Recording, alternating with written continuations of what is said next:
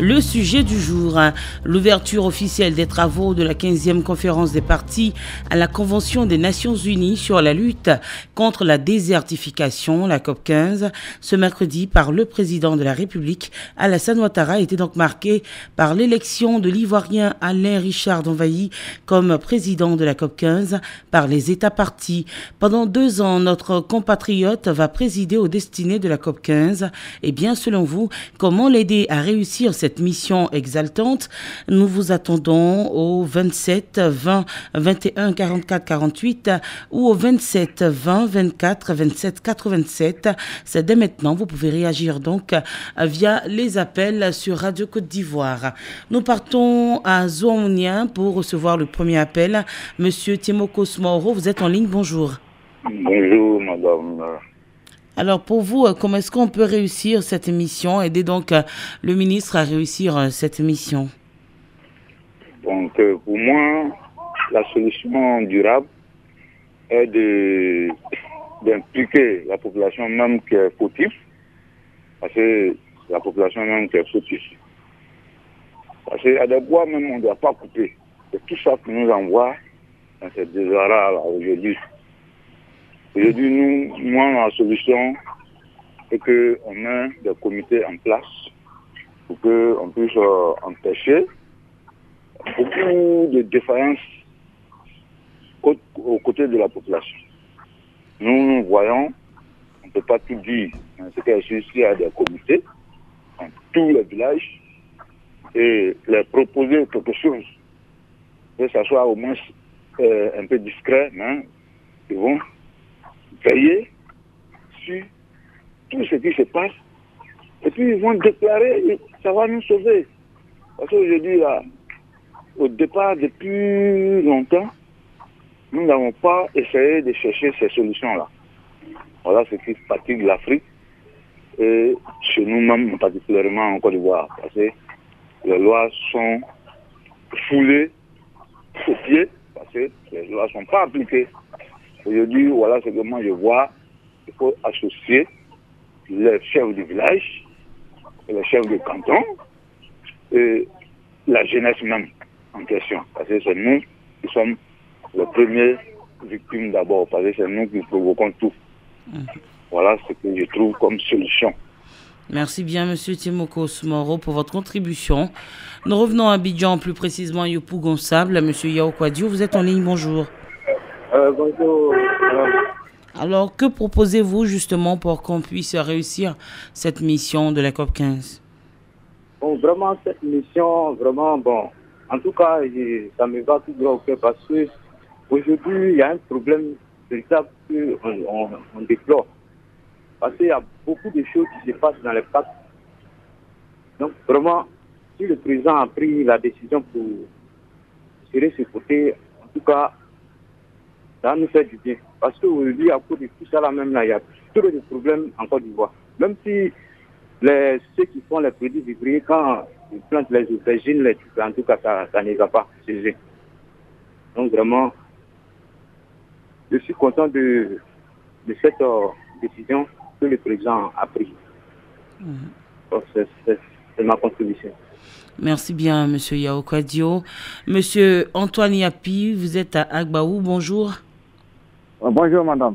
Déjà, que pensez-vous de l'élection du ministre Alain Donvayi à la COP15 plutôt, pour diriger pendant 2 ans cette mission?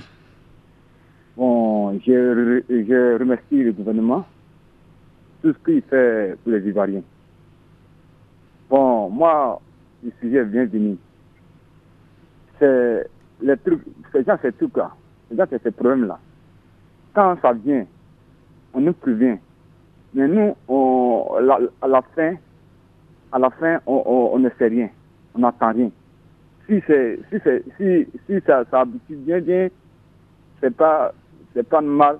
Si bien c'est mal, on n'entend rien à la fin. Mais quand ça vient, ces projets viennent comme ça, on l'attend très bien. On nous dit à la radio, on nous dit à la télé, mais à la finition, on ne sait pas où ça. C'est ça mon inquiétude. Je comprends pas. Vous pouvez bien expliquer, s'il vous plaît. Vous voulez dire quoi concrètement? Bon, je viens dire complètement. Ce que le ministre a atteint de faire, c'est bien. C'est bien vraiment. Et tu me comprends. D'accord. C'est bien. Mais quand on nous annonce comme ça, on nous annonce que le ministre fait tant ceci comme ça, à la fin, on nous dit quelque chose ici. Nous, la population on peut avoir comment ça s'en va, quoi. D'accord. Vous voulez plus de communication sur les actions, c'est ça? Oui. D'accord, merci, c'est bien noté. Nous partons à Touba. Monsieur Botibi Vali, vous êtes en ligne, bonjour. Oui, bonjour madame. D'accord. Pour vous, comment... Madame. Oui. Oui, vraiment, cette initiative du gouvernement a mis Charles de Lombaï salutaire.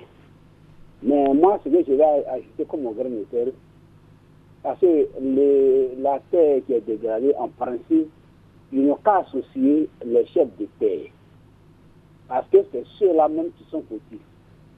C'est ceux-là même qui ont installé les étrangers, soit nos frères de la CDAO pour faire cacao, café. Parce que quand ceux-là font leur champ, ils ne contrôlent plus. Ils veulent là-bas les arbres pour qu'ils n'aient qu'à avoir les espaces pour faire les cacao. Les chefs de terre, on les associe, ça y est, tous les chefs de terre de Côte d'Ivoire. Là, c'est ceux-là même qui peuvent approcher les étrangers qui sont venus sur terre pour faire les champs. Café, cacao, anacage. Là, c'est ceux-là maintenant, les chefs de terre vont leur dire, bon, vous êtes là. Planter tête arbre, en tant que les chefs de terre, ils vont le voir aussi les eaux et forêts ou les donner des arbres à planter. En même temps, ils en font aussi les chefs de village. Ah, ce problème ne passe pas à Abidjan. Ceux d'Abidjan qui appellent, ils ne connaissent même pas ce qui se passe à l'intérieur du pays. Ils sont assis à Abidjan, mais ils appellent, ils ne savent pas effectivement ce qui se passe ici chez nous. Nous, on vit la réalité du terrain à l'intérieur. Nous, les chefs de terre, les chefs de village, nous, on nous associe comme on doit faire les reboisements. Et on nous donne des arbres, des eaux et forêts, comme le ministre d'Ongbaï. C'est un eau et forêt. Il a dans ce domaine, il connaît bien ce qui se passe. Donc, moi, ma contribution est qu'on associe les chefs de terre, les chefs de village, dans tous les lieux de Côte d'Ivoire. Nous, on sait qui est dans la forêt. Quels sont ceux qui sont assis? Qui est là? Comme ça, là, ça va être facile. Bien noté. Très bonne journée, M. Botibi à Touba. Nous partons à Oumé. M. Zamblé Alphonse, bonjour. Bonjour, Denis de la Faciette. Alors, pour vous, comment est-ce qu'on peut aider le ministre à atteindre ses objectifs? Bien. La nomination du ministre Alain Richard Dombaï est une très bonne chose. Si le président de la République a accepté à ce qu'il soit le président de la COP 15, c'est que le président de la République compte sur la population.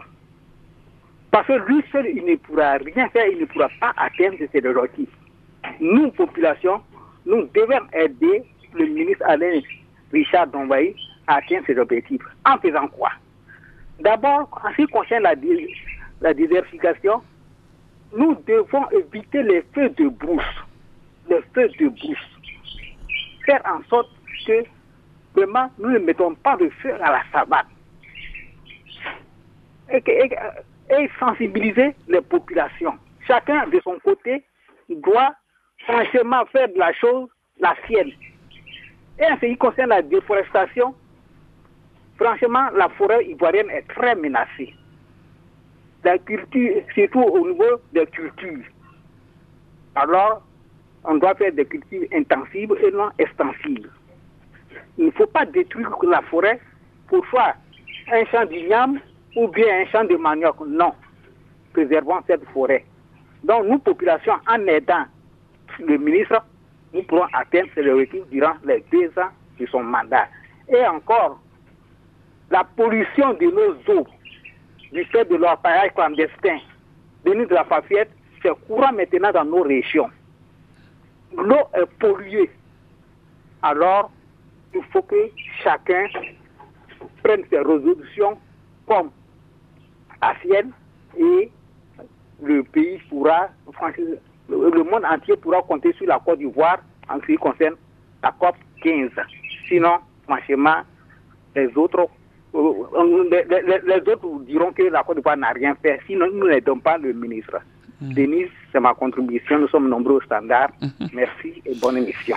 Très bonne contribution. Merci beaucoup, Monsieur Zamblé, Alphonse. Très, très belle journée. Vous parliez tantôt de l'orpaillage clandestin sur la page Facebook de Radio Côte d'Ivoire. Nous avons une réaction similaire avec Monsieur Nguessan Kofi Simplice qui nous dit « Je propose aux dirigeants de se pencher sur le problème de l'orpaillage clandestin en Afrique et précisément Côte d'Ivoire. Dans ma région de l'Ifou, l'orpaillage clandestin a un effet néfaste sur la forêt. Cela entraîne aussi le changement climatique. » Nous passons aux appels à Monsieur Topé Hilaire. Vous êtes à Bouna. Bonjour.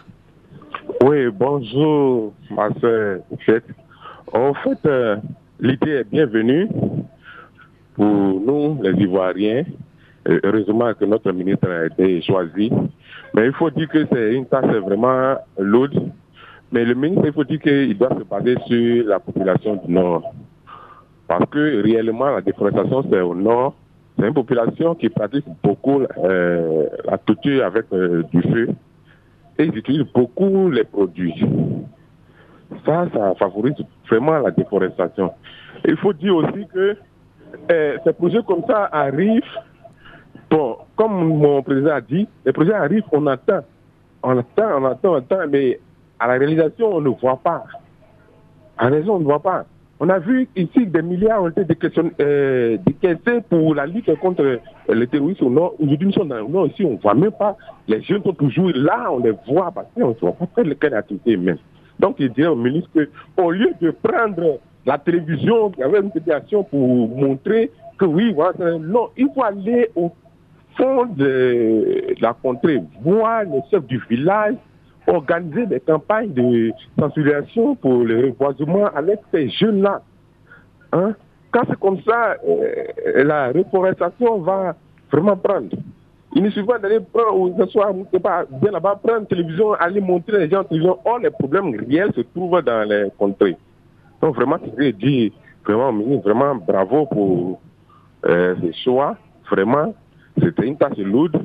Qui fassent tout, vraiment, qui descendent même voir les chefs du village, les chefs de canton, organiser les jeunes pour le reboisement.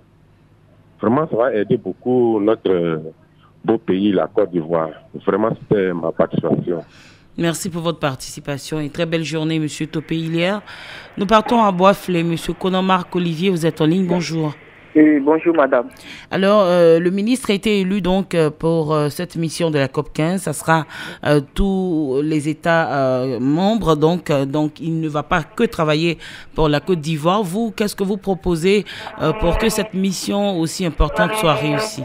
Ok, moi ma proposition est la suivante. C'est que l'État encourage les gens, que l'État parle à la population en leur disant que par exemple, par an, si un planteur ou soit une personne plante un hectare d'arbres, la personne aura au moins une somme de 100 000. Parce que moi, je suis un enfant d'ouvrier.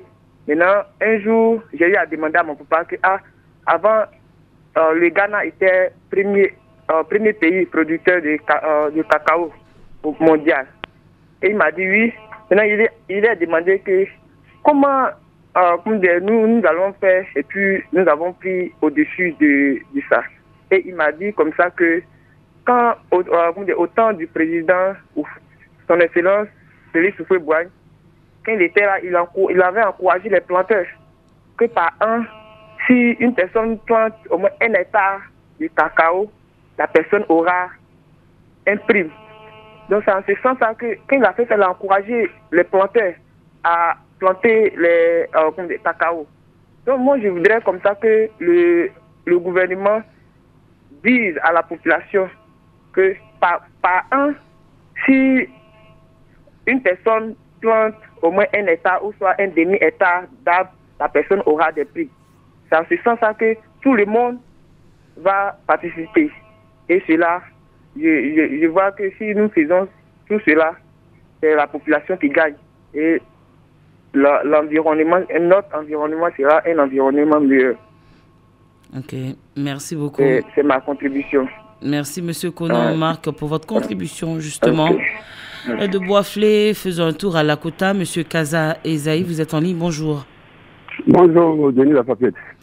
Alors, pour vous, comment est-ce qu'on peut, le ministre peut arriver à réussir donc cette mission de la COP15? Ça me fait un plaisir et puis le sujet est très bienvenu, puisque le ministre Alain Charles Donwayi, il a été un ministre des eaux et forêts. Mais moi, j'accuse directement nos gouvernants. Parce que quand les exploitants viennent dans nos champs, ils coupent les champs, ils coupent les bois, ça nous envertit. Alors quand on les prend, et puis on va dire aux gouvernants que voilà ce que les exploitants font, ils nous accusent directement, ils disent non, mais c'est vous qui les laissez, alors que nous on ne dort pas en brousse. Donc si nos gouvernants tiennent beaucoup, ils peuvent réussir à sa mission. Parce que, bon, ce que je voulais dire aussi, est que quand on la voit maintenant, nos gouvernants, quand on envoie maintenant les gens là-bas, il faut qu'ils les punissent. Mais les gens nous disent, non, c'est vos gouvernants qui nous ont dit de boire. Comment ça peut réussir? Il ne peut pas réussir à sa mission. Donc, de dire au sous-préfet, au chef du village, de sensibiliser nos populations, de ne pas du tout couper les bois. C'est en coupant les bois que notre forêt se dégrade. Alors, ça, c'est ma contribution. Merci, Monsieur Kaza Ezaï. Vous êtes donc à Lakota. Merci pour votre contribution. Nous partons sur la page Facebook. Monsieur Bertin Tola nous dit ceci: pour réussir donc cette grande mission, nous devons tous, sans exception, nous mettre en activité, mettre en pratique donc tout ce qu'il fera comme proposition sur le terrain. Nous avons également Monsieur Christophe Kwame qui nous dit ceci. C'est un ministre qui a fait ses preuves quand il était encore ministre des Eaux et Forêts, et s'il a été donc élu par les parties présentes, les États partis plutôt, c'est qu'il a les compétences pour pouvoir réussir cette mission tant en Côte d'Ivoire qu'ailleurs. Alors nous avons un appel, Monsieur Ousmane nous appelle de Bangolo. Bonjour Monsieur Ousmane. Oui, bonjour Denis. Alors pour vous, comment est-ce que le ministre peut réussir cette mission? En fait, moi, l'émission me plaît beaucoup. Donc, j'appelais juste pour vous dédier et aussi pour vous soutenir véritablement sur l'émission que vous faites. Ah, d'accord. Merci beaucoup. C'est très gentil à vous. C'est pour vous que nous travaillons. Merci en tout cas pour ces encouragements. Et très bonne journée à Bangolo. Monsieur Gessaï Rémi est en ligne. Il nous appelle de Cocody, à Kouedo. Monsieur Saï Rémi. Ah, autant pour nous. Monsieur Saï Rémi. Oui. D'accord. Je suis chef de communauté.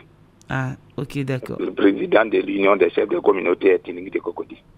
Merci beaucoup pour votre présence sur Radio Cocody. D'accord.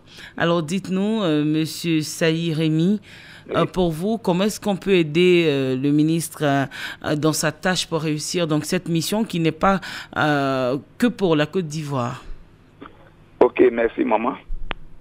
Vraiment, moi, ça me va un peu droit au cœur parce que si on confie telle tâche comme ça à l'un de vos frères, apporter vos petites solutions, comment il pourra aussi s'en sortir et réussir sa mission. Pour moi, c'est très important, mais l'information, je voulais que, sincèrement, ils forment des équipes pour les envoyer dans les villes, dans les villages, pour avoir plus d'informations. Parce qu'aujourd'hui, ce qui est en train de se passer, le problème n'est pas tout sur l'Abidjan, mais le problème se trouve dans nos forêts au village. Aujourd'hui, c'est vrai que, sachant que nos parents ont confié la terre, vendue, soit la brousse, à des frères étrangers qui sont venus.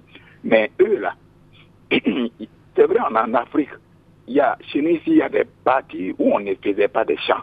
Il y a des forêts où on ne coupait pas. Mais eux, ce n'est pas leur problème. Eux, là, ils viennent, ils font ce qu'ils veulent. Ils veulent avoir la terre, ils veulent avoir les champs, point, ça s'arrête là. Les autres aussi, ils ont eu l'argent, point, ça s'arrête là. Ce qui va arriver après, ça ne les intéresse pas. Donc, c'est ces informations-là qu'il faut vraiment qu'ils passent si les chefs de canton, les chefs du village et les chefs des terres. Je pense qu'avec ça, ils n'ont qu'à réunir tout le village pour donner les informations. Parce qu'au village, on ne croit pas facilement à l'information. On ne croit pas facilement à l'information. C'est là-bas qu'il faut plus donner les informations. Et aujourd'hui, le ministre va trouver que vraiment il pourra réussir sa mission. D'accord. Je voulais un peu en profiter par cette occasion. Je ne sais pas que ce n'est pas dans le même cadre, mais excusez-moi, maman. C'est dans le cadre du président, l'élection du président d'un candidat à la FUF pour les sélections des... D'accord, monsieur, s'il vous plaît, merci déjà de réagir au sujet du jour, mais on a d'autres lucarnes. Vous pouvez donc réagir dans l'émission du sport tout à l'heure pour pouvoir poser votre préoccupation. Merci beaucoup. Alors, nous partons à Iré. Madame Ouya est en ligne. Bonjour, Madame Ouya. Bonjour, ma soeur Denise. Comment vous allez à Iré? Ça va. D'accord, on vous écoute. Oui, moi, ma contribution, c'est que je voulais un peu dire à l'État de Côte d'Ivoire, c'est comme si on dormait, nous sommes levés très tard. Parce que tout est déjà détruit, hein? Tout est déjà détruit. Vous savez, quand quelque chose est déjà détruit, pour reprendre, c'est très difficile. Nous avons laissé le feu vert aux gens, aux exploitants forestiers. Et que vous savez que c'est la nuit, maintenant ils font le travail. C'est la nuit. Et qu'est-ce qui a empiré? C'est la pauvreté. Un vieux, un chef de terre qui a beaucoup de sa forêt, qui n'a rien, mais si on vient le voir, lui, il dit, bon, qu'est-ce qu'on va faire? Je suis d'accord, mais il faut que ça soit discret. Il faut que ça soit discret. Et ils s'en vont, il va montrer, il va prendre de l'argent, et les gens s'en vont la nuit pour abattre les bois. Et vous proposez quoi concrètement, Madame Ouya? Nous sommes pris par le temps. Allô? Oui, vous proposez quoi? Oui. Moi, ce que moi je voulais dire ici, et vous encore, les gens des choses, comme on appelle, exploitants, comme ceux-là, on les appelle ceux qui vont détruire l'eau là. Les orpailleurs? Oui, les orpailleurs clandestins. Tout ça, ça se passe la nuit maintenant. Tout ça, c'est quoi? C'est la pauvreté. Il a son champ. Il te dit, je suis d'accord, mais vous allez partir la nuit. Vous allez partir la nuit. Je vais aller dans la journée vous montrer, mais c'est la nuit vous allez partir. D'accord, donc vous demandez qu'on ait plus de regard dans ce domaine de l'orpaillage clandestin. Pour vous, ça pourra donc contribuer à améliorer donc nos forêts. Merci en tout cas à tous pour vos contributions sur le sujet du jour. Merci de rester donc sur Radio Côte d'Ivoire. La parole est à vous, c'est tout pour aujourd'hui. Valentin Kouassi, Denise de la Fafiette. Très belle journée sur Radio Côte d'Ivoire.